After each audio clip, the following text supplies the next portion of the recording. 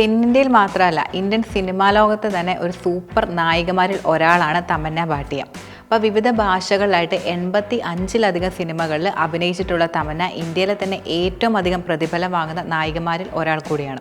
അപ്പോൾ 2024 കണക്കുകൾ പ്രകാരം ഏകദേശം 120 കോടി രൂപയാണ് തമന്നയുടെ ആകെ ആസ്തി എന്നത്. ചാന്ദ്സ റോഷൻ ചെഹ്റ എന്ന ചിത്രത്തിലൂടെ അഭിനയരംഗത്തേക്ക് എത്തിയ തമന്ന തെലുങ്ക് ചിത്രമായ ഹാപ്പി ഡേയ്സിലെ വേഷത്തിലൂടെയാണ് ഏറെ ശ്രദ്ധിക്കപ്പെട്ടിരുന്നത്. അപ്പോൾ 12 കോടി രൂപയാണ് തമന്നയുടെ വാർഷിക സമ്പാദ്യമായിട്ട് ഇപ്പോൾ കണക്കാക്കുന്നത്. അപ്പോൾ സിനിമയ്ക്ക് പുറമെ പരസ്യ ചിത്രങ്ങളിലൂടെയും അതുപോലെ മോഡലിങ്ങിലൂടെയും താരം വലിയ തുക സമ്പാദിക്കുകയും ചെയ്യുന്നുണ്ട്.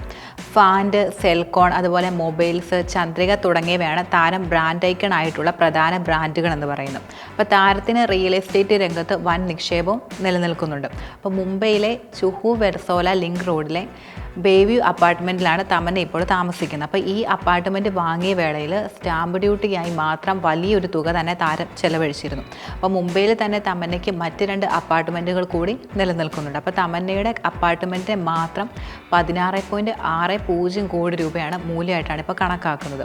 ഒരു യാത്രാപ്രേമി കൂടിയാണ് തമന്ന. അപ്പോൾ തമന്നയ്ക്ക് ആഡംബര കാറുകളുടെ ഒരു വലിയ ശേഖരം കൂടിയുണ്ട്.